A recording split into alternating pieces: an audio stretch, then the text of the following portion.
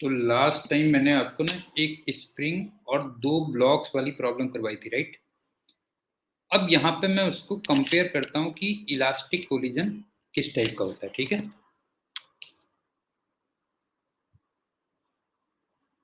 Comparison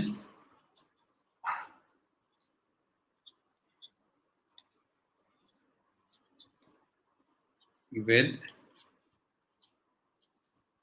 elastic, good evening उज्जवल, elastic collision.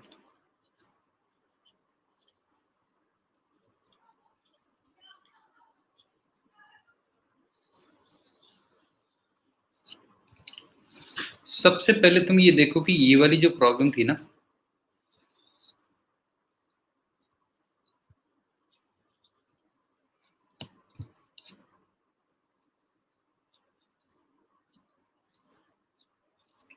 इसमें हम इस स्प्रिंग को इलास्टिक स्प्रिंग कहते हैं।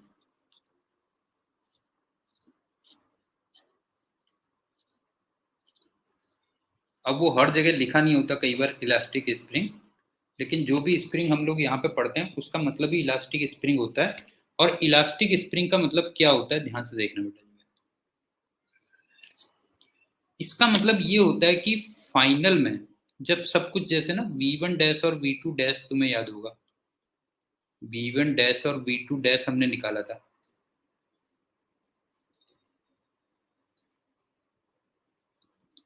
तो जब ये सब कुछ हो जाएगा, मतलब कोलिजन जब कंप्लीट हो जाएगा एक तरीके से, when collision is complete, collision is complete,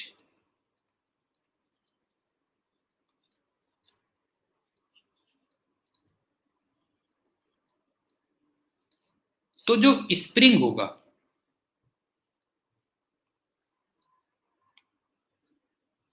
वो अपनी नेचुरल लेंथ पे आ जाएगा। समझ में आ रहा है उज्जवल क्या कह रहा हूं बेटा? जो है कि इलास्टिक स्प्रिंग का मतलब क्या था यहाँ पे, जो है इलास्टिक स्प्रिंग का मतलब था कि जब कोलिजन वगैरह सब कंप्लीट हो जाएगा, V1 डैश और V2 डैश सब हो जाएगा, तो स्प्रिंग अपनी नेचुरल लेंथ पे आ जाएगा। इसका मतलब ना तो ये कंप्रेस्ड होगा, ना इधर कंप्रेस्ड,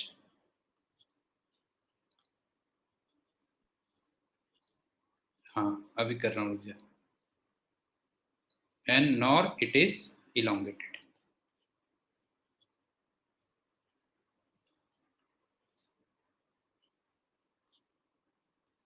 मैं लास्ट लेक्चर में जो हमने प्रॉब्लम की थी स्प्रिंग वाली, उसको इलास्टिक कोलिजन से कंपेयर कर रहा हूं। गोपी, बात समझ में आई कि नहीं आई?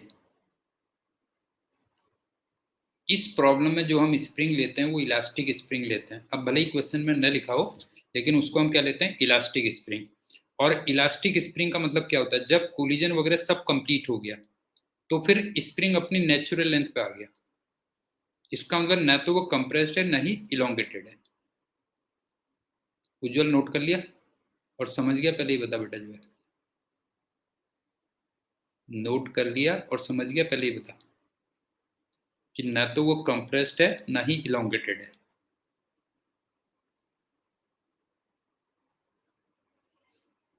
ठीक, अब सुन, अगर वो न कंप्रेस्ड है न इलोंगेटेड है, इसका मतलब जो स्प्रिंग पोटेंशियल एनर्जी है वो कितनी है फिर?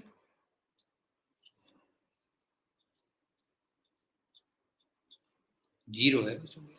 हाँ, इसका मतलब ये हो गया कि स्प्रिंग के पास कोई पोटेंशियल एनर्जी नहीं रही क्या? ठीक है, ये तो इलास्टिक स्प्रिंग का मतलब हो गया। अब सुनो क्या है,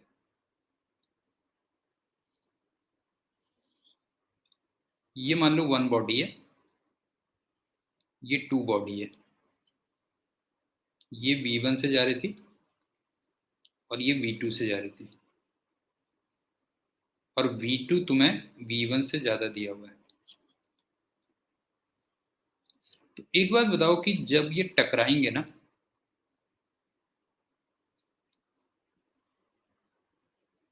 तो थोड़ा सा डिफॉर्म नहीं हो जाएंगे? बताओ, बहुत ही थोड़ा, तुम्हें दिखेगा नहीं भले ही। ये बताओ ड्यूरिंग कोलिजन,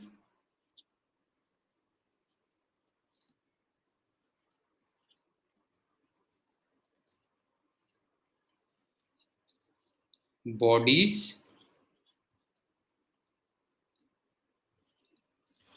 गेट डिफॉर्म्ड। बताओ ऐसा होगा या नहीं होगा?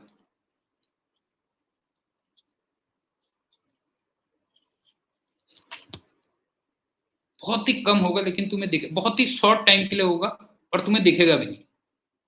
उज्जवल बता बेटा, ये बता जो है, बहुत शॉर्ट टाइम के लिए क्या होगा, थोड़ा बहुत डिफॉर्मेशन हो जाएगा, दोनों में डिफॉर्मेशन हो जाएगा। ठीक।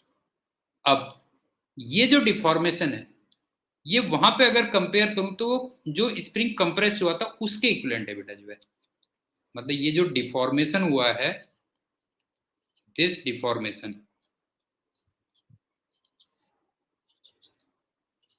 इसको कंपेयर करोगे तो किसकी तरह है बेटा, ये बताओ जो है, वो कॉम्प्रेशन ऑफ स्प्रिंग की तरह है।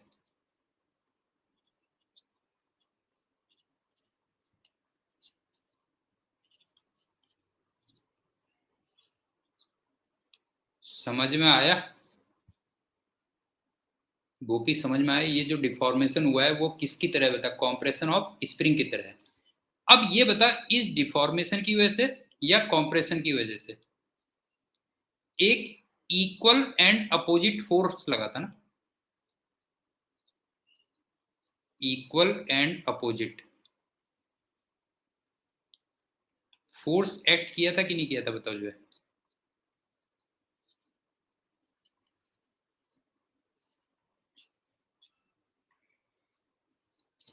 सब ड्यूरिंग कोलिजन कर रहा हूं, ध्यान रखना, ड्यूरिंग कोलिजन। और इसी फोर्स ने क्या किया था, ये बता, इसी फोर्स ने क्या किया था बता जो है, जो V1 और V2 था, हाँ, इसको किस में कन्वर्ट कर दिया था, V1 dash and V2 dash में। समझ में आ गया कि नहीं आया बेटा, ये बताओ जो उज्जवल, बता बेटा समझ में आया कि नहीं आया? ये हो गया। अब चलते हैं अगली बात, तीसरी बात। बहुत ही शॉर्ट टाइम के लिए होगा डिफॉर्मेशन, और इंटरवल भी बहुत छोटा होगा बेटा जो है।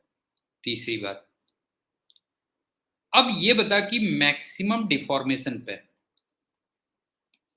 मैक्सिमम डिफॉर्मेशन पे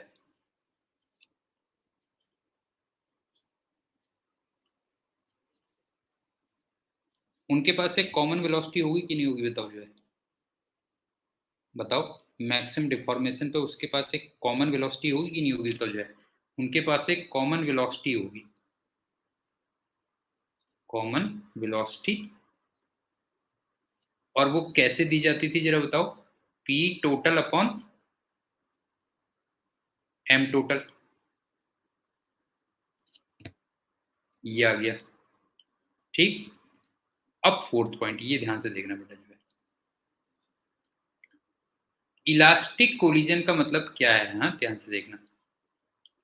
इलास्टिक कोलिजन का मतलब ये है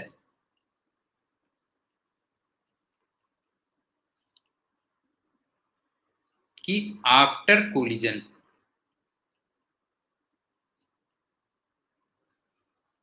बॉडीज अपने ओरिजिनल शेप एंड साइज में आ जाएंगे, बस हो गया।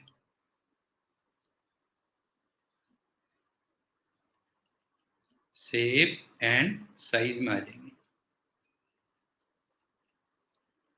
समझ में आया कि नहीं आया? जैसे वहां पे ये बताओ, इलास्टिक स्प्रिंग का मतलब क्या था जरा बताओ। इलास्टिक स्प्रिंग का मतलब था कि स्प्रिंग अपनी नेचुरल लेंथ पे आ गया था। तो यहाँ पे इलास्टिक कोलिजन का मतलब क्या है बताओ जो है, कि कोलिजन के बाद, after collision bodies original shape and size में आ जाएंगी। इसका मतलब therefore no deformation potential energy, no deformation potential energy is left. Ujjwal समझ में आया कि नहीं आया बेटा, बता जो है। वहां पे इलास्टिक स्प्रिंग का मतलब ये था कि बॉडीज अपनी स्प्रिंग अपनी नेचुरल लेंथ पे आ गया था। इसका मतलब स्प्रिंग के पास कोई पोटेंशियल एनर्जी नहीं बची थी।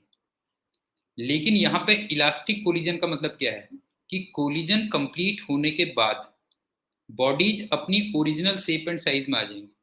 इसका मतलब कोई भी डिफॉर्मेशन पोटेंशियल एनर्जी नहीं बचेगी। बताओ यहां तक समझ में आया कि नहीं आया? क्लियर है ना? हाँ, एक पॉइंट और लिख लेता हूं, सुन लो।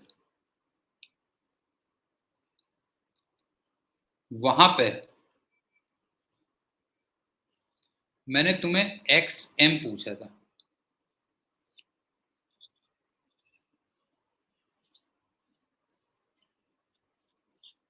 बिकॉज के की वैल्यू गिवन होती थी।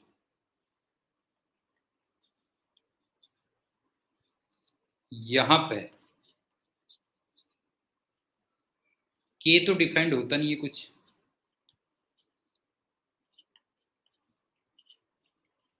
क्यों?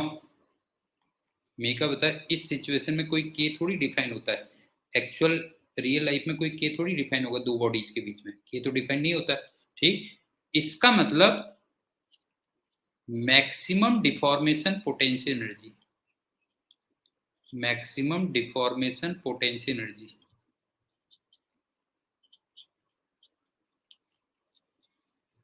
वो पूछी जाएगी, बस हो गया।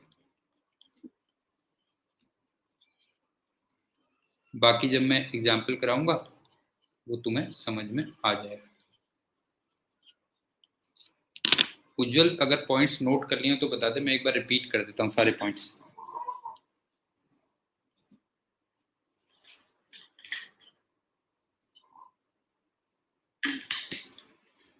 ठीक, सुनो। लास्ट लेक्चर में हमने जो दो ब्लॉक्स और एक स्प्रिंग की प्रॉब्लम की थी उसको मैं यहाँ पे इलास्टिक कोलिजन से कंपेयर कर रहा हूँ। वहां पे स्प्रिंग इलास्टिक होता है। इसका मतलब कोलिजन वगैरह जब सब कंप्लीट हो जाएगा तो स्प्रिंग अपनी ओरिजिनल शेप एंड साइज में आ जाएगा। इसका मतलब स्प्रिंग के पास में कोई पोटेंशियल एनर्जी नहीं रह जाएगी। यहाँ पे क्या होता है, जब बॉडीज कोलाइड करती हैं ड्यूरिंग कोलिजन तो वो थोड़ा सा डिफॉर्म हो जाती है, बहुत ही शॉर्ट इंटरवल के लिए। वो तुम्हें दिखता भी नहीं है। और ये जो डिफॉर्मेशन है वो स्प्रिंग के कॉम्प्रेशन की तरह है, और इनकी वजह से इक्वल एंड अपोजिट फोर्स लगता है, और यही फोर्स वेलोसिटीज को मॉडिफाई करता है। और इलास्टिक कोलिजन का मतलब यह है कि जब कोलिजन कंप्लीट हो जाएगा तो फिर बॉडीज अपने ओरिजिनल शेप एंड साइज में आ जाएंगे। इसका मतलब उनमें कोई डिफॉर्मेशन पोटेंशियल एनर्जी नहीं रहेगी। और एक लास्ट पॉइंट मैंने बताया कि वहां पे तो चलो मैं मैक्सिमम कॉम्प्रेशन एक्सएम पूछ लेता था तुमसे, लेकिन यहाँ पे तो के तो डिफाइन होता नहीं कुछ भी जो है। तो यहाँ पे तुमसे फिर मैक्सिमम डिफॉर्मेशन पोटेंशियल एनर्जी ये पूछेगा बस। ठीक है, अब एक एग्जांपल कर लेते हैं, उससे बिल्कुल क्लियर हो जाएगा तुम्हें। एग्जांपल देखो,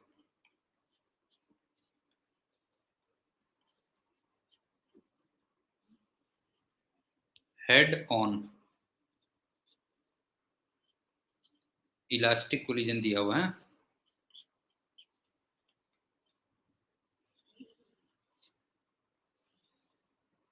ये 2 kg का ब्लॉक मान लेता हूं, ये 3 kg का ब्लॉक मान लेता हूं, और ये मान लो 3 मीटर पर सेकंड से आ रहा है, और ये मान लो इधर को 6 मीटर पर सेकंड से आ रहा है। बच्चों वाली चीजें पूछता रहता हूँ। At maximum deformation,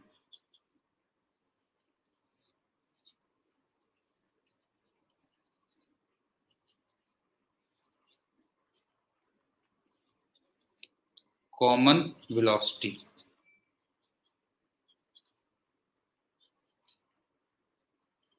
P total upon M total कह दूं। ठीक, अब वैल्यू रख देता हूँ।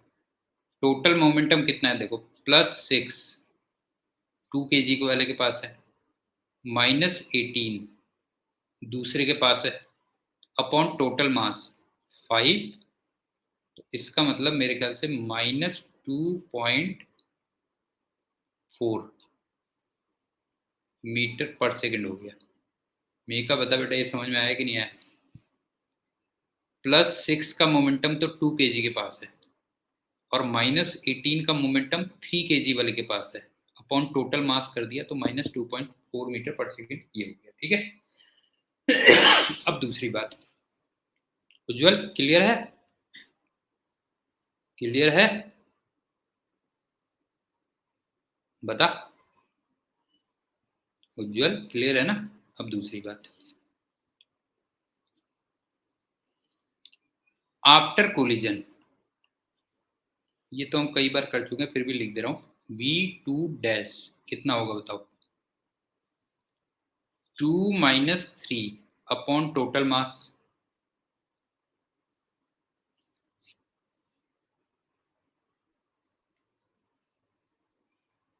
हाँ, पूछी जा सकती है, चिंता मत कर, जो भी। और इसकी वेलोसिटी +3, क्यों? +2 टाइम्स दूसरे का mass upon total mass into -6। बता, क्लियर है? मैं का बता बेटा, जो है V2 आफ्टर कोलिजन V2 ये होगा कि नहीं होगा, बता जो है। V2 ये होगा ना, और V3 ये क्या होगा? 3 - 2 अपॉन 5 -6 +2 टाइम्स दूसरे का mass upon total mass into +3। किसी को इन इक्वेशंस में डाउट है? उज्जवल बता, किसी को इन इक्वेशन में डाउट है? क्लियर है ना? अब चलते हैं तीसरा पार्ट जो यहाँ पे नया है। तुम्हें निकालना है मैक्सिमम डिफॉर्मेशन पोटेंशियल एनर्जी कितनी होगी। मैक्सिमम डिफॉर्मेशन पोटेंशियल एनर्जी कितनी होगी?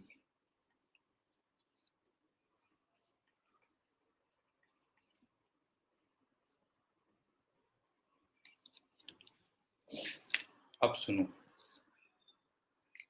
इलास्टिक कोलिजन है, अभी करते हैं बेटा, इलास्टिक कोलिजन है। इसका मतलब मैं मैकेनिकल एनर्जी को कंजर्व कर सकता हूं, पहले ही बताओ।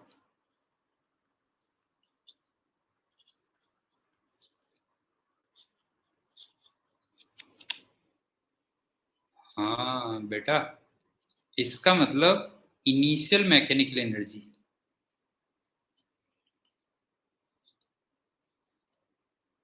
Equal to mechanical energy at maximum deformation कह देता हूं, तो ये बच्चे ज्यादा समझ में आएंगे। क्यों गोपी? अगर मैं ये कह दूंगा तो ये ज्यादा समझ में आ जाएगी इनकी बात। मी का बता, समझ में आया बेटा? ये बता जो है, initial mechanical energy plus mechanical energy at maximum deformation, ये कर लेते हैं। क्यों?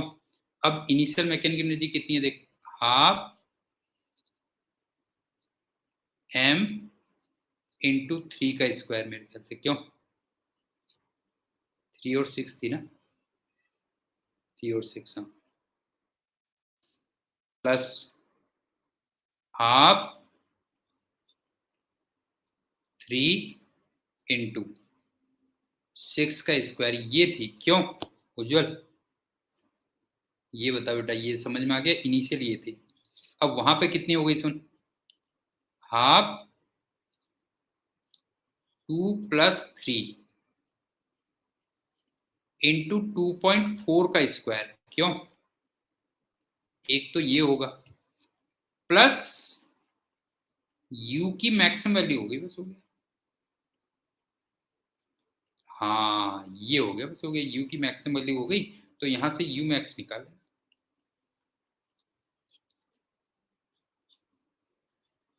उज्जवल तेरे समझ में आया कि नहीं आया बेटा, बता जो है। ये हो गया बस, यहाँ से वी मैक्स निकाल दे, मैक्सिमम डिफॉर्मेशन पे तेरे को पोटेंशियल नहीं मिल जाएगी, ये कह रहे, ठीक है। अब वहां और यहां में क्या डिफरेंस है ये भी थोड़ा सा देख ले। वहां पे मैंने इसको क्या रख दिया था बता जो है, देयर,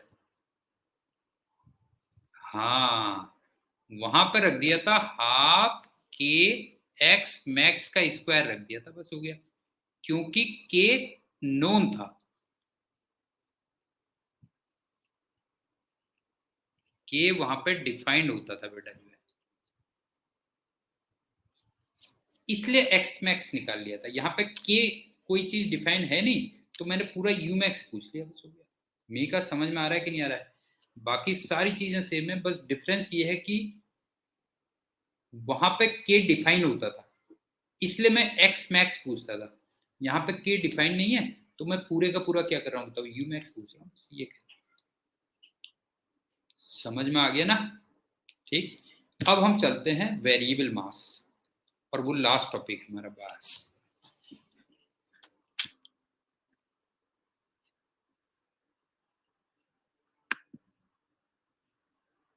उसके बाद रोटेशनल मोशन,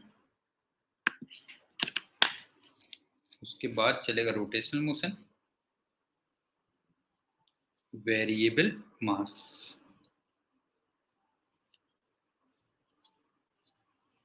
सिस्टम।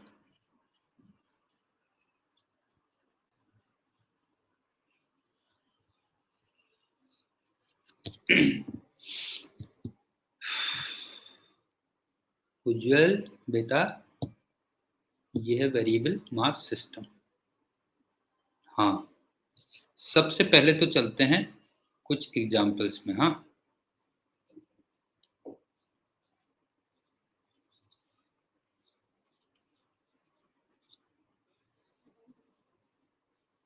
हाँ पहला तो एग्जांपल रॉकेट ही है।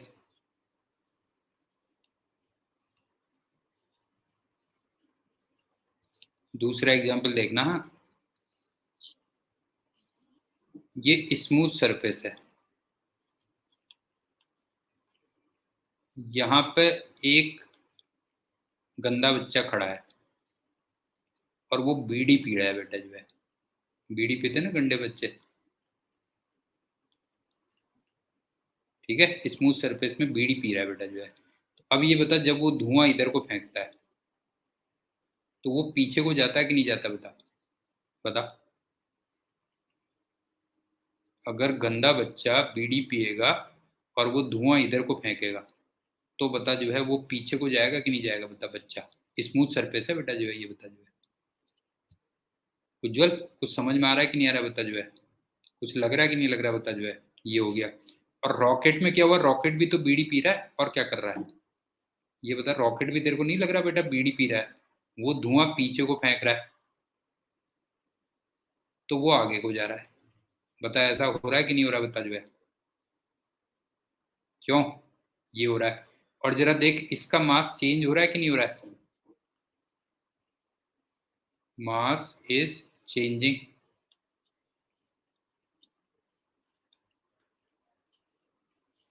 और इधर इस बच्चे का मास भी चेंज हो रहा है, क्यों? Mass is changing.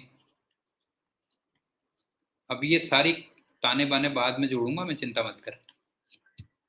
तो रॉकेट भी तो बीड़ी पी रहा है कि नहीं पी रहा है, बता। रॉकेट भी तो गंदा बच्चा है कि नहीं, बता। बीड़ी पी रहा है, वो पीछे को धुआं फेंक रहा है, तो ऊपर को जा रहा है बेटा जो है।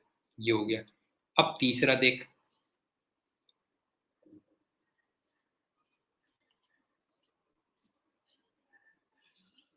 स्मूथ है ना सब, ताकि तुम्हें समझ में आ जाए। ये एक ट्रॉली है। अब इसमें अगर मैंने एक मास गिरा दिया बेटा जो है, ऐसे फेंक दिया, तो बता इस ट्रॉली का मास चेंज हो रहा है कि नहीं हो रहा है,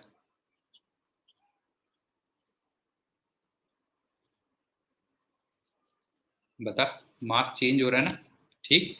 और तेरे को लग रहा है इस पे इधर ही को फोर्स लगा, पहले ही बता, इस पे इधर को फोर्स लगा या नहीं लगा, बता। ये फील हुआ ना तेरे को, इस पे इधर को फोर्स लगेगा। इस पे इधर को फोर्स लगेगा और इस पे इधर को फोर्स लगेगा। कुछ समझ में आ रहा है कि नहीं आ रहा है, पहले बता। मीका बता बेटा। जो है रॉकेट नीचे को मास फेंक रहा है तो ऊपर को फोर्स लग रहा है, बच्चा आगे को मास फेंक रहा है तो पीछे को फोर्स लग रहा है, और इस केस में लेकिन थोड़ा उल्टा है, इसमें मास बढ़ रहा है तो उधर ही को फोर्स लग रहा है। एक तो ये हो गया, ठीक है। अब चलते हैं दूसरी बात।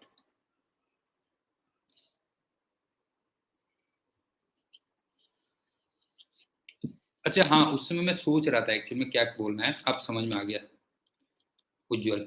इसमें ना पहले मैं तुम्हें बताऊंगा कि वेरिएबल मास में क्या होता है, उसके बाद पढ़ाऊंगा उसके एग्जाम्पल्स, और प्रूफ लास्ट में करूंगा। समझ गए ना, प्रूफ हम करेंगे लास्ट में बेटा। जो है पहले पढ़ेंगे क्या चीज होती है, फिर उसके एग्जाम्पल्स करेंगे और प्रूफ हम लास्ट में करेंगे। तो बीच में डिस्टर्ब मत करना मेरे को ये पूछ के सर ये कैसे हुआ। मी का समझ में आया? मेरे को बीच में ये डिस्टर्ब मत करना कि सर ये कैसे हुआ। अब चलते हैं दूसरी बात। इसमें होता ना, एक तो होता है सिस्टम बेटा, कि कैसे हुआ। सर ये सब जो आप करवा रहे हो ये कैसे हुआ ये नहीं पूछना, ये लास्ट में बताऊंगा, प्रूफ लास्ट में कराऊंगा, ये कह रहा हूं मैं। जो है प्रूफ मैं लास्ट में करवाऊंगा, ये कह रहा हूं मैं, ठीक है। अब इसमें क्या होगा ना, एक तो होगा बेटा सिस्टम जिसमें हमने फोर्स अप्लाई किया था,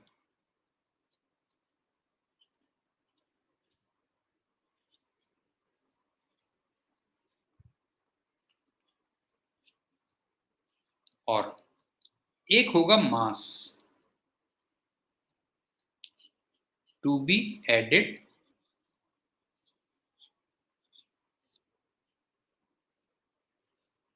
और सब्ट्रैक्टेड।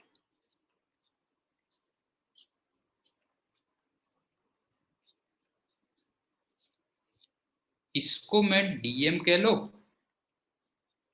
या डेल्टा एम, कुछ भी कह लो। ये पॉइंट भी क्लियर हो रहा है थोड़ा बहुत?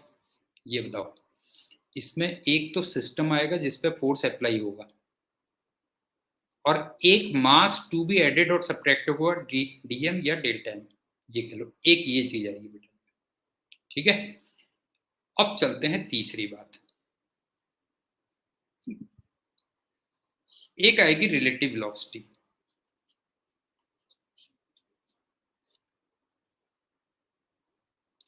अबे उल्लू गधा, इसमें क्या हो रहा है जरा बता। अब बता उज्जवल, इसमें क्या हो रहा है? मास ऐड हो रहा है सब्ट्रैक्ट हो रहा है बेटा? जो है ये बता। जो है तुम काम ऐसे करते हो ना, जो है, हाँ तुम काम ऐसे करते हो कि मुझे जो है, अब तुम्हें एक इंटरेस्टिंग कहानी सुनाऊं उज्जवल? सुनेगा बेटा? जो है इंटरेस्टिंग कहानी सुनेगा तो क्या ये, क्या जो है, एक्चुअली मेरे पापा भी टीचर थे ना, और टीचर नॉर्मली थोड़ा, मतलब उनका सेंस ऑफ ह्यूमर ठीक होता है ना, कॉमेडी वगैरह में। जो है एक बार क्या हुआ कि हम, मेरे ब्रदर जो है ना, बड़े ब्रदर और मेरे में 4-5 साल का डिफरेंस है, तो जब उनका बीटेक में एडमिशन हुआ, उसमें तो बीटेक बहुत बड़ी बात होती है ना बेटा, हमारे टाइम पे तो बीटेक मतलब जो है बहुत बड़ी बात होती थी, ठीक है। तो उनका जब बीटेक में एडमिशन हुआ, तो मैं उसमें 8th या 7th में पढ़ता था। जो है ना, तो क्या हुआ कि उन्होंने ना लेटर भेजी एक, और उन्होंने एक स्टैम्प बनाई, उनका नाम पीसी पांडे है। तो उन्होंने एक स्टैम्प बनाई, पीसी पांडे, और नीचे से लिख दिया बीटेक है, और वो लेटर में लिख के भेज दिया। जो है अब बड़ा अच्छा लगा, मतलब उसमें स्टैम्प बन गई, मतलब स्टैम्प इतना वो लगता था। जो है तो मैं बड़ा खुश हुआ। जो है मैंने कहा क्या बात है, देखो पीसी पांडे और नीचे से बीटेक है। तो अच्छा बीटेक में तो क्या होता है ना, आप फर्स्ट ईयर में रहते हो तो भी बीटेक हो, सेकंड ईयर में रहते हो तब भी बीटेक हो, थर्ड ईयर में रहते हो तो भी बीटेक हो, है ना, फोर्थ ईयर में भी बीटेक हो। तो अब मेरे को ये हुआ कि यार मैं भी एक स्टेम बनाता हूँ। तो मैंने पापा से पूछा, मैंने कहा पापा मैं भी एक स्टेम बनाता हूँ, लेकिन मेरे साथ प्रॉब्लम ये आ रही है कि जैसे इस बार तो मैं लिखूंगा डीसी पांडे क्लास 7, अगली बार तो चेंज हो जाएगी वो, फिर क्लास 8, क्लास 9, ठीक है, क्लास 10। तो मैं नीचे क्या लिखूं? उनका तो बीटेक सही है भाई, नीचे बीटेक लिख दिया, मैं क्या लिखूं नीचे? डीसी पांडे क्या लिखूं मैं? जो है तो कहने लगे तू एक काम कर, तू ये लिख, डीसी पांडे उल्लू का पट्टा लिख नीचे जो है, ठीक है ना। तो उसका बिल्कुल सही रिप्लाई था जो है। क्यों क्यों गोपी, ये बता, वो सही रिप्लाई था कि नहीं था, बता जो है। भाई तुम बीटेक में हो तो एक बार को बनती है बात जो है, क्यों, तब तो बात सही बनती है कि तुमने कुछ अचीव किया है जो है। अब 7th क्लास में तुमने क्या अचीव किया जो तुम उसमें स्टेम बनाओगे बेटा जो है। तो वो बड़ा सटीक रिप्लाई था उसका जो है, ठीक है।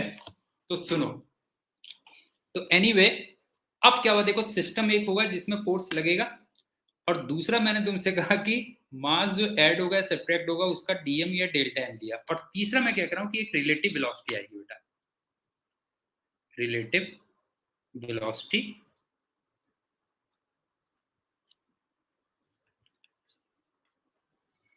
ये वी आर होगी या वी रिलेटिव, कुछ भी कह लो। ये लेकिन किसकी है ये भी देख लो, ऑफ मास डीएम या delta M with respect to system on which force has to be applied।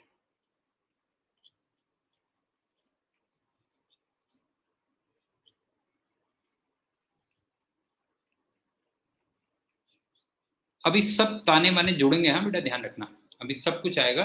तो रिलेटिव वेलोसिटी समझ में आ गई, बताओ किसकी हम लेंगे, डीएम या डेल्टा एम मास की, किसके रेस्पेक्ट में, उस सिस्टम के रेस्पेक्ट में जिसमें हमें फोर्स अभी अप्लाई करेंगे हम जो है, ठीक। अब चलते हैं फोर्थ पॉइंट।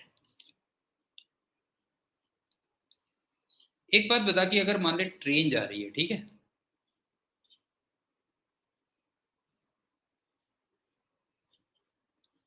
और यहां से मैं कोई चीज ड्रॉप करता हूं, मान ले,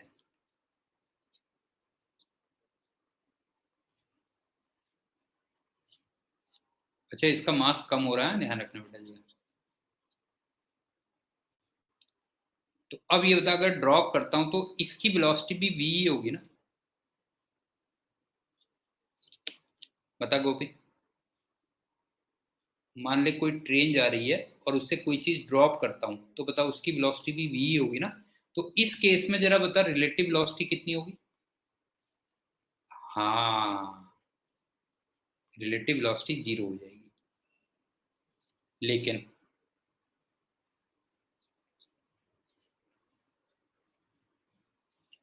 अगर मैं मास को थ्रो करता हूं,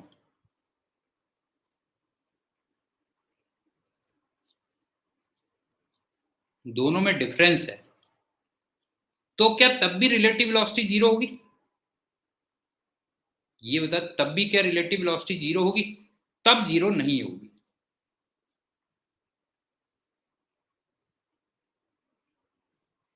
उज्जवल बता बेटा, समझ में आया कि नहीं आया, कि अगर कोई ट्रेन जा रही है और उससे कोई मास तू ड्रॉप कर देता है तो फिर उसको वही वेलोसिटी मिलेगी जो ट्रेन की वेलोसिटी है।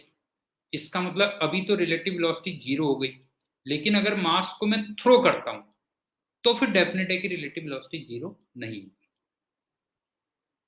ठीक। अब मैं वेरिएबल मास का कंसेप्ट लिख रहा हूं, वो सुनना क्या है। यहां से हो जाती है कहानी स्टार्ट बेटा जो है, कंसेप्ट ऑफ वेरिएबल मास।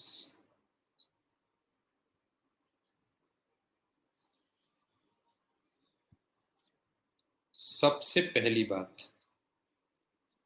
अगर सिस्टम का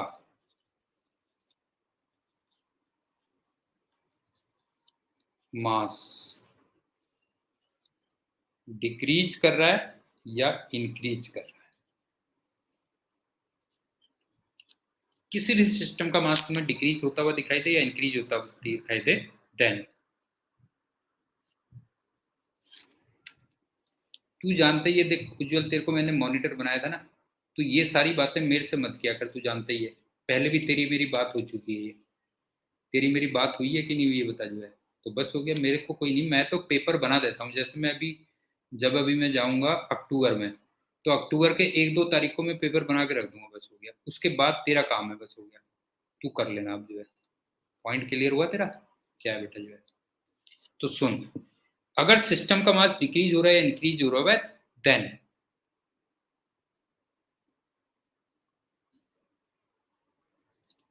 apply a thrust force, apply a thrust force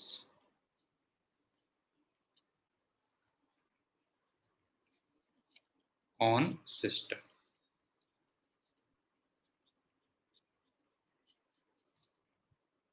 F।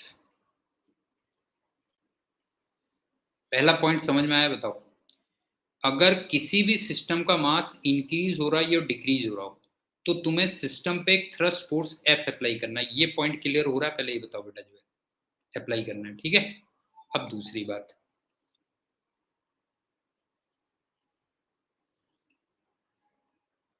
अगर मास इंक्रीज हो रहा है तो जो थ्रस्ट फोर्स होता है वो in the direction of relative velocity होगा, in the direction of relative velocity.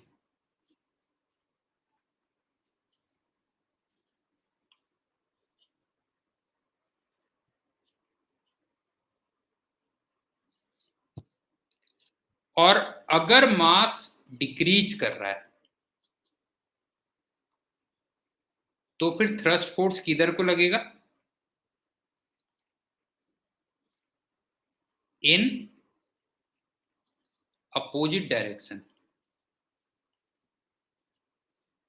In opposite direction of relative velocity. और रिलेटिव वेलोसिटी मैंने तुम्हें पहले ही बता दी थी, वो किसकी होती है? एक बार दोबारा सुन लो, किसी भी सिस्टम का अगर मास इंक्रीज हो रहा है या डिक्रीज हो रहा हो तो तुम्हें उस सिस्टम पे एक थ्रस्ट फोर्स लगाना है। दूसरी बात, अगर मास इंक्रीज कर रहा है तो थ्रस्ट फोर्स की डायरेक्शन किधर को होगी? जिधर को रिलेटिव वेलोसिटी होगी। और अगर मास डिक्रीज कर रहा है तो फिर थ्रस्ट फोर्स किधर को लगाओगे बेटा जो है? In the opposite direction of relative velocity, ठीक है। फिगर से भी समझा दे रहा हूं कैसे। देख, ये बताओ, जब रॉकेट से गैसेस बाहर निकली थी तो बताओ, तुम्हें लग रहा है वी रिलेटिव इधर को था? बताओ पहले, ये बताओ, ये लगा कि नहीं लगा? उज्जवल बता, वी रिलेटिव इधर को था कि नहीं था? बता जो है, ये था।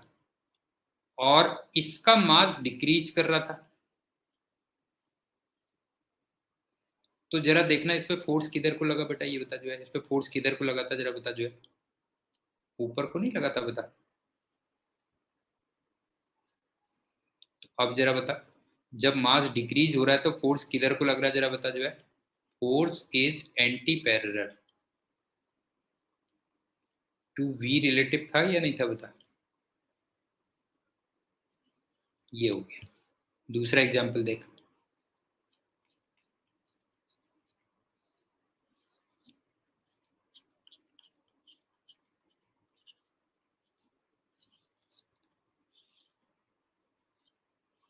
जब इस पे मास गिराया था मैंने, तो तेरे को ऐसा नहीं लग रहा वी रिलेटिव इधर को है? ये पहले बता, बता इधर को लग रहा है कि नहीं लग रहा? बता, जो मास इसमें आ रहा है इसका रिलेटिव वेलोसिटी इधर को थी। और ये बता कि इसका मास कम हो रहा था या कम बढ़ रहा था? बता। इंक्रीज कर रहा था। और तेरे को लगा कि इधर को फोर्स इधर ही को लगेगा? पहले ये बता, ये फील आया कि नहीं आया? बता जो है, ये बता, ये फील आया कि नहीं आया? इस पे फोर्स इधर ही को लगेगा बेटा जो है, ठीक है। तो इसका मतलब यहाँ पे जो फोर्स था तो वो पैरेलल टू क्या हो गया? बता जो है, पैरेलल टू वी रिलेटिव हो गया। तो मेरे ख्याल से समझ में आ गई होगी बात, क्यों उज्जवल? समझ में आ गई कि नहीं आ गई बात? बता बेटा जो है, ये हो गया। अब तुम कहोगे कितना फोर्स लगा, भाई ये भी तो कहोगे कि कितना फोर्स लगाओगे।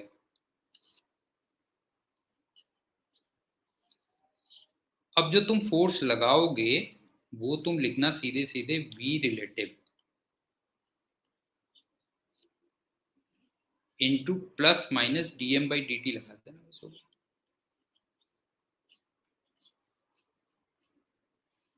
इतना फोर्स लगाना है।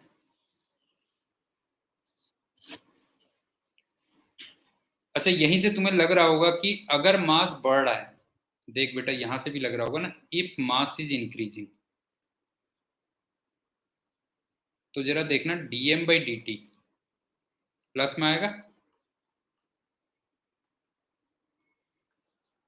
और जरा देखना अगर dm/dt प्लस में आएगा तो जो फोर्स आ रहा है वो पैरेलल टू V रिलेटिव आ रहा है कि नहीं आ रहा है।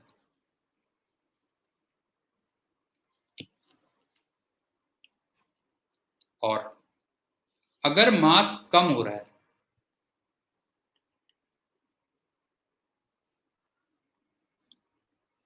तो dm/dt निगेटिव आएगा, और तुम्हें ऊपर वाले एक्सप्रेशन से दिख रहा होगा कि जो फोर्स लग रहा है वो anti parallel to V relative है।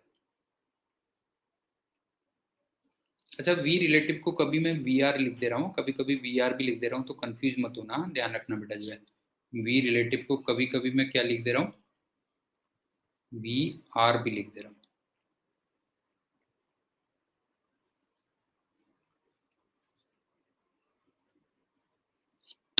एक बार दोबारा सुन लो,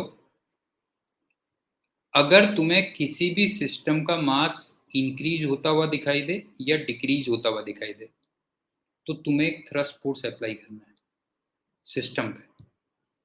पहली बात, अगर मास बढ़ रहा है तो V रिलेटिव की डायरेक्शन में, और अगर मास कम हो रहा है तो V रिलेटिव के अपोजिट। लेकिन यहां पे V रिलेटिव क्या चीज है, जो मास ऐड हो रहा है या सब्ट्रैक्ट हो रहा है उसकी रिलेटिव वेलोसिटी है। किसके रेस्पेक्ट में, उस सिस्टम के रेस्पेक्ट में जिसमें तुम्हें फोर्स अप्लाई करना है। ठीक, और उस फोर्स की वैल्यू ये होती है, ये मैंने बता दिया। और एक लास्ट पॉइंट, फोर्थ, ये जो थ्रस्ट फोर्स कंसेप्ट है ना, थ्रस्ट फोर्स कंसेप्ट ये कुछ नहीं है, तुम इसको चाहो तो law of conservation of linear momentum से समझ लो, या तुम न्यूटन थर्ड लॉ से समझ लो।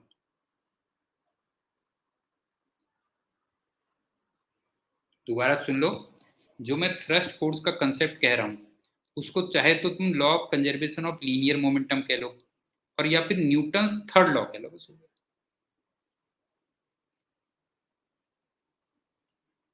अब देखो कैसे तब समझ में आएगा। देख गोपी, ये जो गंदा बच्चा था इसने जब धुआं आगे फेंका तो ये पीछे गया, तो तेरे को याद आ रहा है कुछ बेटा जो है, इधर M1V1 होता था और ये M2V2 होता था, तो M1V1 इक्वल टू M2V2 लिखते थे, याद आ रहा है कि नहीं आ रहा बता जो है। हाँ M1V1 इक्वल टू M2V2 लगते थे। तो ये बताइए law of conservation of linear momentum है या नहीं है, बता, या दूसरे एंगल से समझ। गंदे बच्चे ने धुएं पे इधर को फोर्स लगाया, तो धुएं ने गंदे बच्चे पे इधर को फोर्स लगाया। अब ये बताइए ये क्या चीज है, ये बताइए जो F और F लग रहा है ये कौन सी चीज है बेटा जो है, ये न्यूटन थर्ड लॉ है। तो बता ये एक ही चीज है या नहीं है उज्जवल, बता बेटा। समझ में आ गया कि नहीं आ गया बता जो है कि अगर mv इधर को जाएगा तो mv इधर को जाएगा, क्यों? तो वो तो law of conservation of linear momentum हो गया। या उसको दूसरे तरीके से अगर देखता है, नहीं है, दूसरे तरीके से अगर देखता है तो गंदे बच्चे ने धुएं पे आगे को फोर्स लगाया, तो धुआं गंदे बच्चे पे क्या करेगा बेटा जो है, पीछे करेगा। ये समझ में आ गया? एक बार और बताता हूँ, फिर एग्जाम्पल से समझ में आएगा सारा। अरे बेटा उज्जवल, बेटा तू तो सोचता है ऐसी हो जाती है कहानी, है ऐसे कुछ नहीं होता बेटा, ये चलता है सब। जिंदगी बड़ी मुश्किल है यार, तू सोच लेता है कि ऐसे हो जाता सब।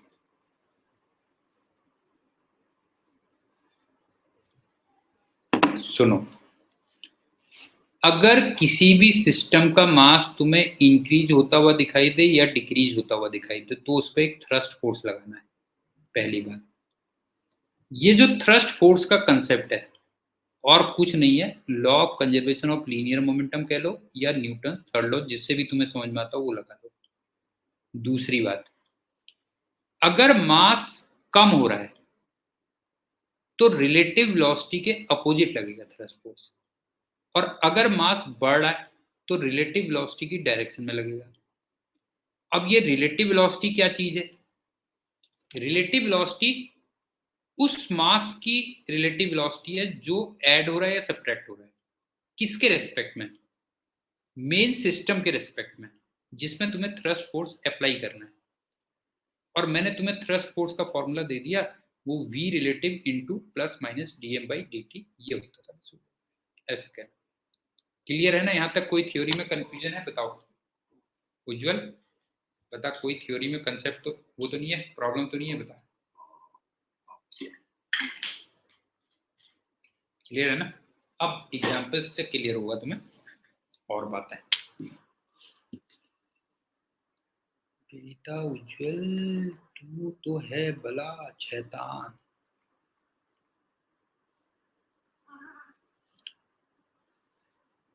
ये स्मूथ है,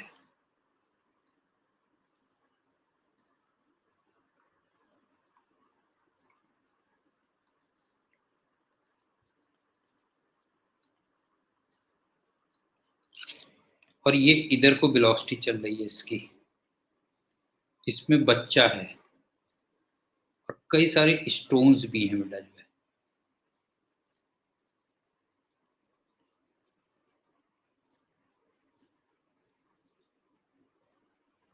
सबसे पहले बताना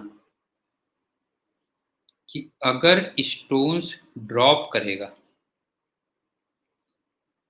जस्ट ड्रॉप्ड,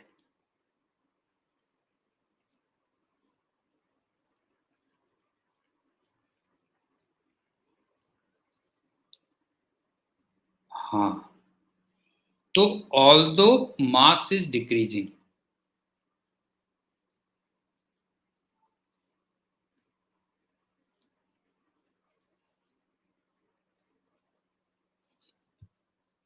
लेकिन क्या कोई थ्रस्ट फोर्स लगेगा उज्जवल?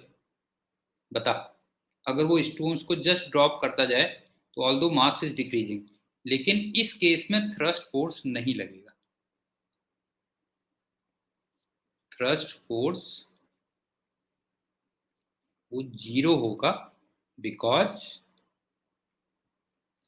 v relative will be zero. Ujjwal समझ में आ रहा है? ये बता बेटा जो है, समझ में आया कि नहीं आया बता जो है। ठीक, दूसरी बात,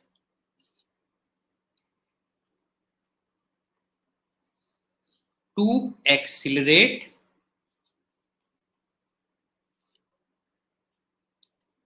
और रिटार्ड,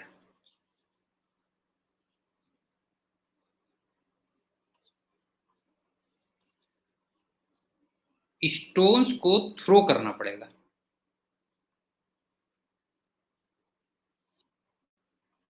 बता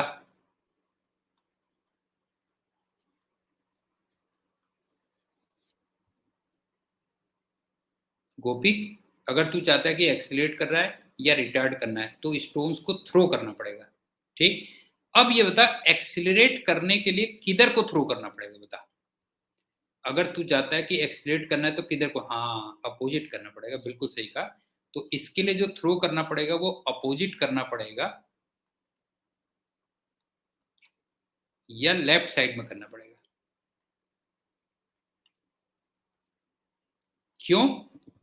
क्योंकि मास कम हो रहा है तो रिलेटिव वेलोसिटी के अपोजिट फोर्स लग जाएगा, बस हो गया। क्यों? रिलेटिव वेलोसिटी के अपोजिट फोर्स लगेगा। और ये बता रिटार्ड अगर करना है तो किधर को थ्रो करना पड़ेगा? हाँ, तो फिर सेम डायरेक्शन में करना पड़ेगा या राइट हैंड साइड को करना पड़ेगा, बस हो गया।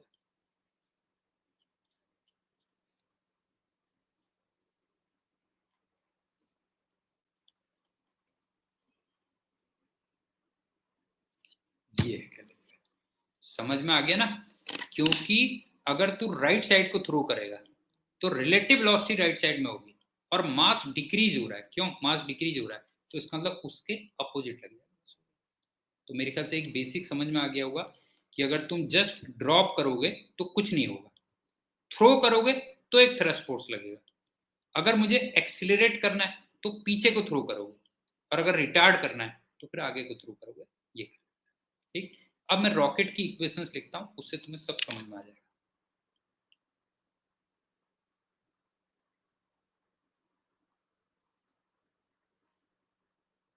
अपने आप ही तुम इक्वेशन बना लोगे, कुछ मेरे को करना ही नहीं है।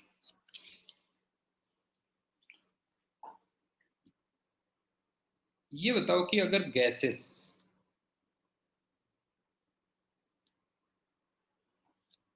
आराम से निकलें,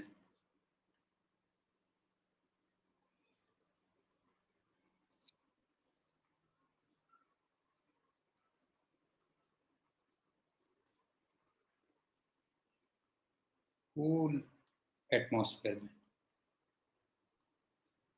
तो क्या कोई थ्रस्ट फोर्स लगेगा?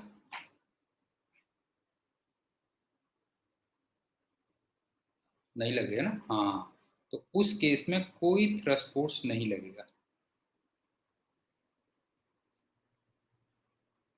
समझ गए ना? तुमने खाली गैस चैम्बर छोड़ दिया, समझ गए ना, आराम से गैसेस निकल रही है, तो थ्रस्ट फोर्स क्यों लगेगा बताओ जो है?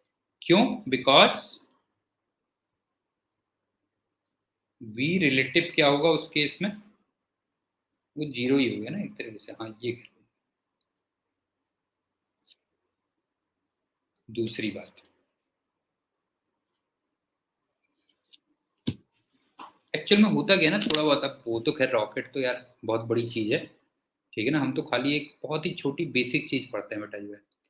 रॉकेट में होता क्या है कि एक गैस चैम्बर में ना गैसेस बर्न की जाती है और वहां गैस का प्रेशर क्रिएट किया जाता है। ठीक। अच्छा, गैस चैम्बर में प्रेशर ज्यादा है और बाहर प्रेशर कम है, तो जब गैसेस ज्यादा प्रेशर से कम प्रेशर की तरफ आती है तो रिलेटिव वेलोसिटी लेके निकलेंगे और रॉकेट को आगे को थ्रस्ट फोर्स लगेगा। कंसेप्ट समझ में आया क्या हुआ गोपी?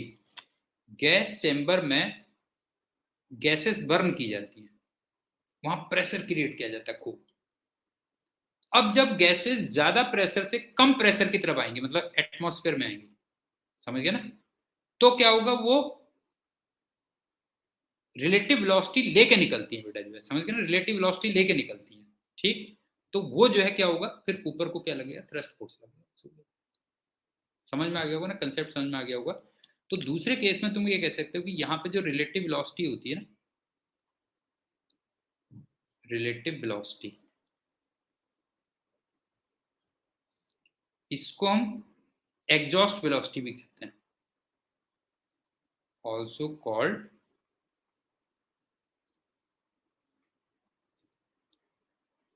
एग्जॉस्ट वेलोसिटी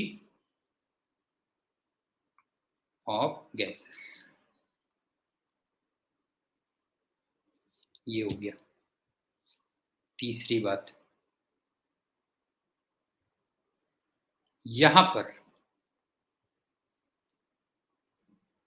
अब एक्चुअल में क्या होता है वो मेरे को नहीं मालूम है जो है, ठीक है। यहां पे क्या होता है कि जो वी रिलेटिव है वो कांस्टेंट रखा जाता है।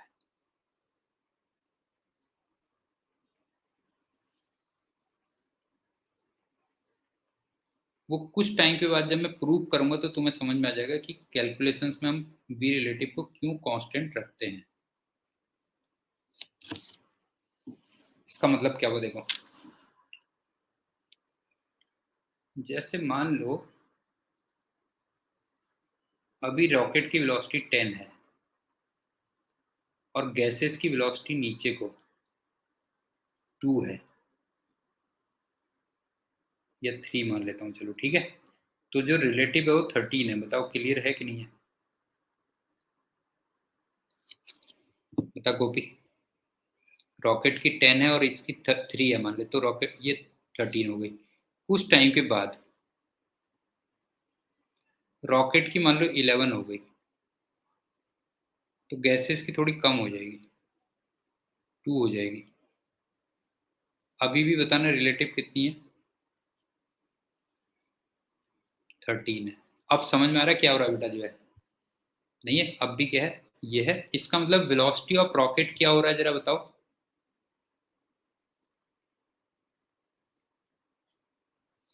इंक्रीज कर रहा है, हाँ। और वेलोसिटी ऑफ गैसेस क्या हो रही है? डिक्रीज कर रही है। लेकिन जो रिलेटिव वेलोसिटी है वो क्या है बताओ? वो कांस्टेंट रखी हुई है। अब एक्चुअल में क्या होता है वो मेरे को नहीं मालूम, हाँ ध्यान रखना बेटा जो है। एक्चुअल में क्या होता है वो हमें रॉकेट मैंने किया भी नहीं काम रॉकेट टेक्नोलॉजी पे। यहाँ तो हम बहुत ही छोटा पढ़ते हैं ना, छोटा सा एक पार्ट। तो यहाँ पे हम उसको क्या करते हैं, कांस्टेंट रखते हैं। अब मैं इक्वेशंस बनाऊंगा, तुम खुद ही बना दोगे, मैं तो कुछ बनाऊंगा ही नहीं जो है। तुम बेटा खुद ही बना दोगे इक्वेशंस। वो सुनो,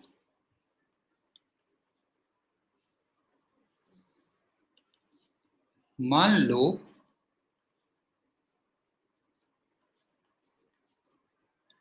t इक्वल टू 0 पे इसका मास m0 है और इसकी वेलोसिटी u है। t इक्वल टू t पे मास m रह जाता है और इसकी वेलोसिटी v हो जाती है, ठीक है। और गैसेस यहाँ से बाहर निकल रही है। अब बताते हुए चलना, छोटी छोटी बातें। अच्छा, जो भी इक्वेशंस बनाई जाती है नॉर्मली टी टाइम पे बनाई जाती है ना बेटा जो है। ये बताओ एम नॉट एम नॉट से बड़ा होगा या छोटा होगा? एम एम एम नॉट से छोटा होगा या बड़ा होगा? अनलेस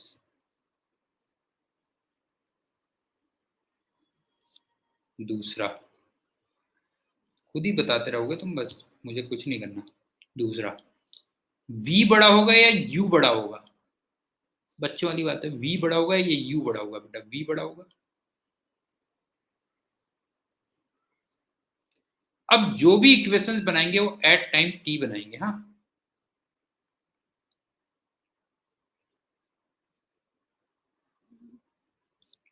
बताओ वेट कितना लिखूं? mg नहीं है, टी टाइम पे वेट कितना लिखूंगा? mg। इस और किधर को? नीचे को। थ्रस्ट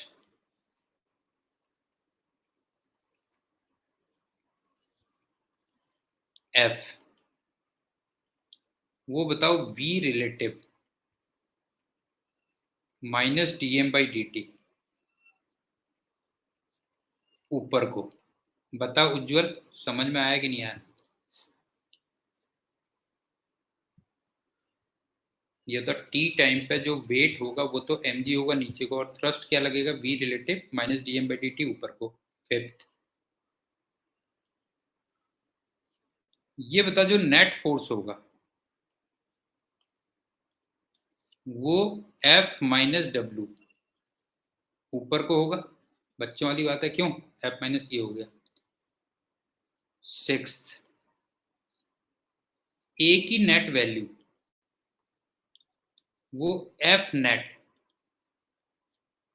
अपॉन एम होगी ऊपर को। बताओ यहां तक कोई इक्वेशन बनाने में कोई प्रॉब्लम हुई तुम्हें? उज्जवल बताओ, यहां तक कोई भी इक्वेशन बनाने में कोई प्रॉब्लम हुई? बता जो है, कुछ नहीं हुई ना। बस ये लास्ट वाली इक्वेशन याद कर लेना, इसको प्रूव भी कर दे रहा हूं अभी। v का जो एक्सप्रेशन आएगा वो आएगा u माइनस जी टी।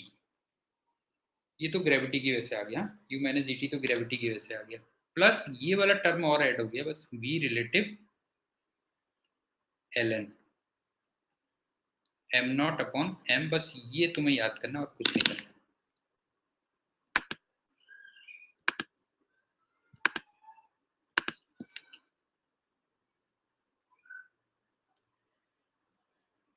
ये याद करना। समझ में आ रहा है गोपी? समझ में आ रहा है बेटा? ये बता जो है v equal to u minus g t plus v relative into l n m naught upon m, ये याद करना। इसमें कुछ चीजें और कर सकते हो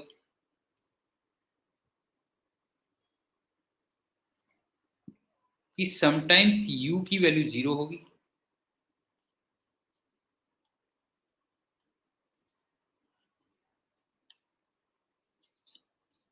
दूसरा थ्रस्ट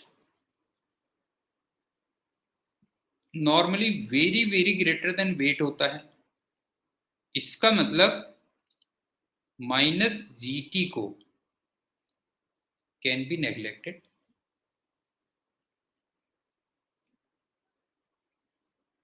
गोपी समझ में आया कि नहीं आया? बता बता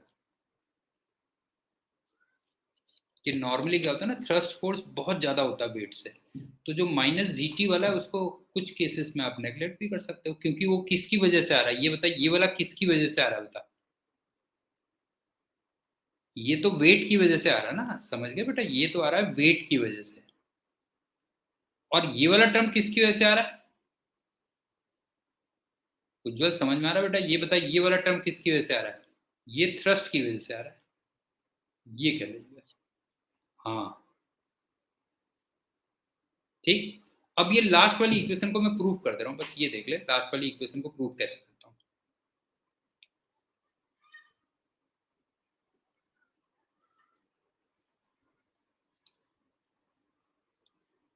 प्रूफ ऑफ लास्ट इक्वेशन।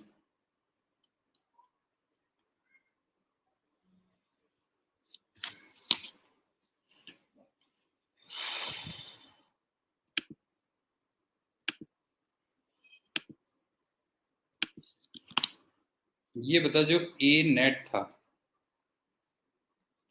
उसको ये बता पहले मैं।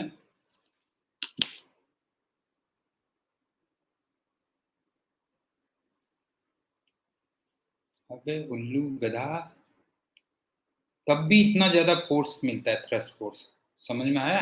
हाँ वो उससे भी बहुत ज्यादा होता है, बहुत ज्यादा होता है, वेट से भी बहुत ज्यादा थ्रस्ट फोर्स होता है, तभी तो उठता है बेटा जो है। ए नेट की वैल्यू पहले ही बता, ए नेट की वैल्यू मैं डीवी बाई डी टी लिख सकता हूँ, पहले ही बता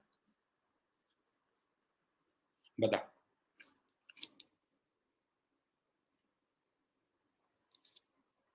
और ये किसके इक्वल था? एफ माइनस डब्ल्यू अपॉन एम के इक्वल था। और एफ कितना था? V relative minus d m by d t minus m g upon m. वो भी बता, इसमें बता कोई बेटा डाउट है? अब तू पूरी इक्वेशन को ना dt से मल्टीप्लाई करेगा, पूरी इक्वेशन को dt से मल्टीप्लाई करेगा तो देख dv equal to v relative minus dm by m minus z into d t. बता ये बनी कि नहीं बनी इक्वेशन? बता।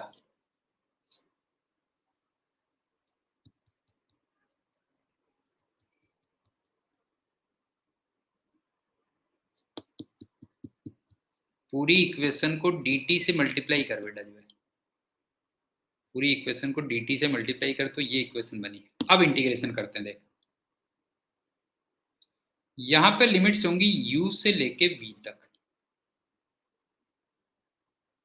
और मैंने कहा था ना v रिलेटिव को हम कांस्टेंट लेके चलते हैं बेटा जो है, तो इसको इंटीग्रेशन के बाहर ले ले, m0 से m तक। g को भी मैं कांस्टेंट ले रहा हूं, तो इंटीग्रेशन के बाहर ले ले, 0 से लेके t तक। बता लिमिट समझ में आई या नहीं आई? बताओ लिमिट समझ में आई कि नहीं आई बेटा, बताओ जो है। ये हो गई। अब dv का इंटीग्रेशन कितना होता है? dv का इंटीग्रेशन क्या होता है बता? v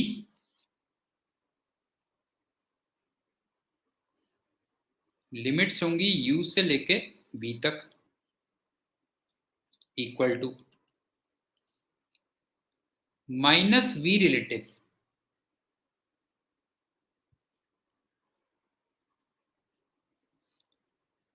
1/m का इंटीग्रेशन ln m होता था, याद है? क्यों बेटा? ln m। लिमिट्स कहां से कहां तक? m0 से m तक। और dt का इंटीग्रेशन t, क्यों? माइनस z इंटू टी, 0 से t। बता कोई डाउट? गोपी बता बेटा, कोई डाउट है? अब देख ले, ये बन गया v minus u equal to, minus पहले है तो मैं लिमिट उल्टी कर दूंगा, ये हो गया v रिलेटिव, लिमिट उल्टी कर दे रहा हूं, ln m0 minus ln m minus g T minus 0। अब जरा देखना वही रिजल्ट आ गया कि नहीं आ गया, बताओ। v equal to u minus g T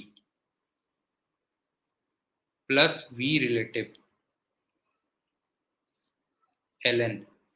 जरा चेक करो m0 अपॉन m आ गया कि नहीं आ गया?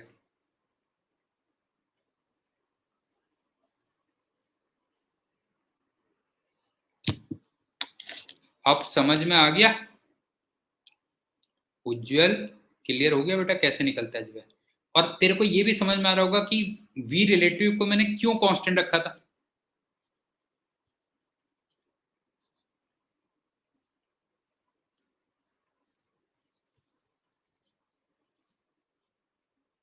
क्यों रखा था जरा बता, बता।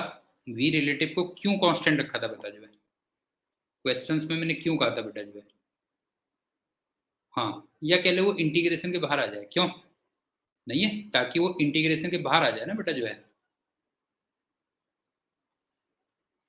आउटसाइड द इंटीग्रेशन आ जाए, बस हो गया, ये कह ले।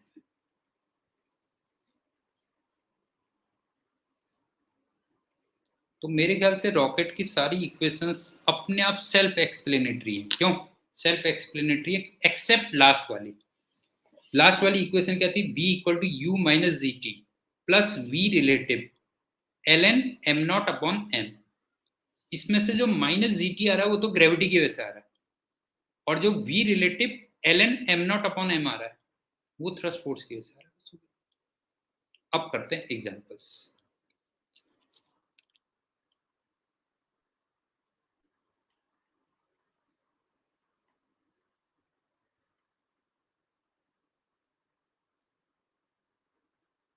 एक स्टेटमेंट लिखूंगा, तुम बताना ट्रू है या फॉल्स है। हाँ,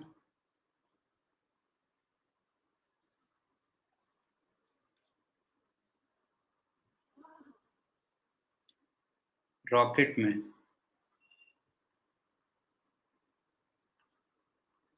process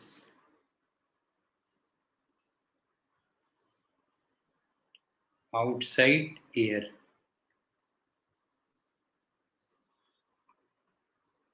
in backward direction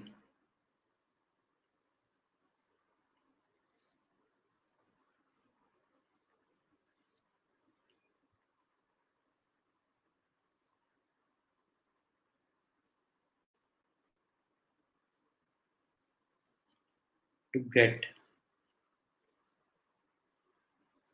trust foods.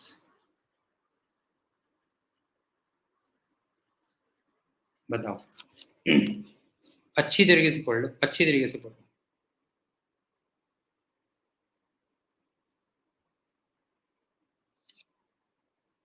अबे ये फॉल्स है।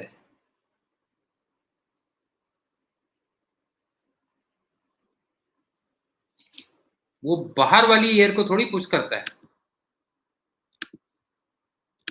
ये बता कि वो बाहर वाली एयर को थोड़ी पुश करता है बेटा, ये बता। ये आउटसाइड एयर जो है, ये रॉन्ग नहीं है, बता।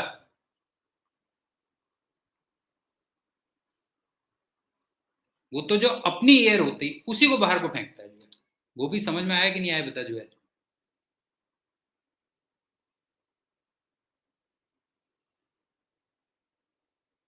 अच्छा एक बात बता, तू बेटा तू ना, तू है शैतान आदमी। तो ये बता, ये अर्थ है, इसमें तो एयर केवल करीब करीब 90 किलोमीटर तक है, बस हो गया।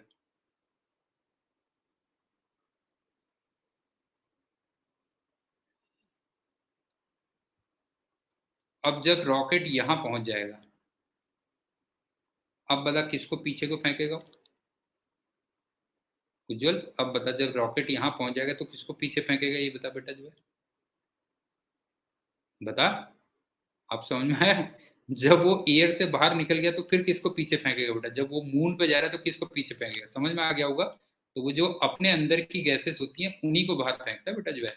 दोनों में डिफरेंस है देख। स्विमिंग में क्या है, जब तुम स्विम कर रहे हो, हाँ, स्विमिंग में तुम क्या करते हो कि जो आउटसाइड वाटर है, आउटसाइड जो वाटर है उसको तुम बैकवर्ड्स पुश करते हो।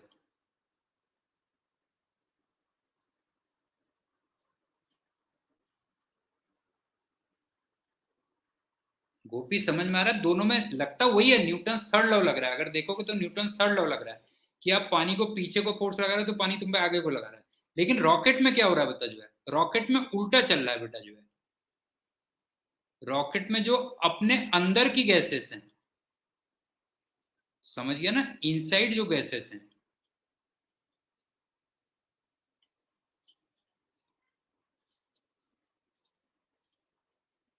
उसको बैकवर्ड पुश करता है।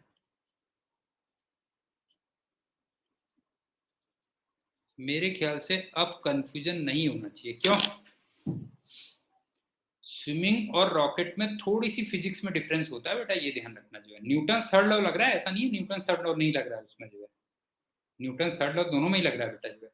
ये कोई कंफ्यूजन, उज्जवल बता बेटा, कोई कंफ्यूजन तो नहीं है, ये ना।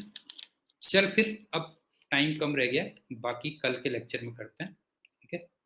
Okay, bye, thank you and good night बेटा।